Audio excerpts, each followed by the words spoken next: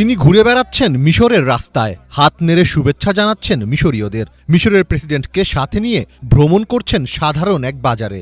না, তিনি কোনো আরব নেতা নন, তিনি ফ্রান্সের প্রেসিডেন্ট ইমানুয়েল ম্যাক্রো। ফিলিস্তিনের গাজা উপত্যকার দখল নিয়ে যখন বৈঠক করছিলেন ডোনাল্ড ট্রাম্প ও নেতানিয়াহু, গাজার নিয়ন্ত্রণ নিয়ে যখন তারা সাজাচ্ছিলেন নতুন পরিকল্পনা, ঠিক একই সময় সবাইকে অবাক করে মিশরে উপস্থিত ম্যাক্রো।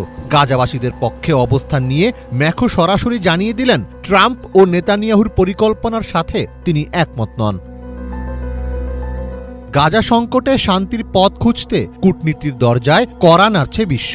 এরই ধারাবাহিকতায় মিশরের প্রেসিডেন্ট আবদেল ফাত্তাহ আল সিসির আমন্ত্রণে কায়রোতে আসেন জর্ডানের বাদশাহ দ্বিতীয় আবদুল্লাহ এবং ফরাসি প্রেসিডেন্ট ইমানুয়েল ম্যাক্রো। ম্যাক্রো মিশরে পৌঁছানোর পর তাকে উল্লাসের সাথে বরণ করে নেয় মিশরের জনগণ। রাস্তার দুই ধারে উপস্থিত জনতার উচ্ছ্বাসই বলে দেয় মিশরে কতটা জনপ্রিয় তিনি। এরপর এক বৈঠকে উপস্থিত হন তিন নেতা। ওই বৈঠক থেকে ইসরায়েলি বর্বরতার বন্ধে আন্তর্জাতিকভাবে চাপ প্রয়োগের আহ্বান জানান তারা। তিন দেশের এই শীর্ষ বৈঠকের নেতৃত্ব দেন মিশরের প্রেসিডেন্ট আল সিসি। ফিলিস্তিনিদের রক্ষা করতে অবিলম্বে জরুরি মানবিক সহায়তা নিশ্চিত করার বিষয়ে জোর দেন তারা।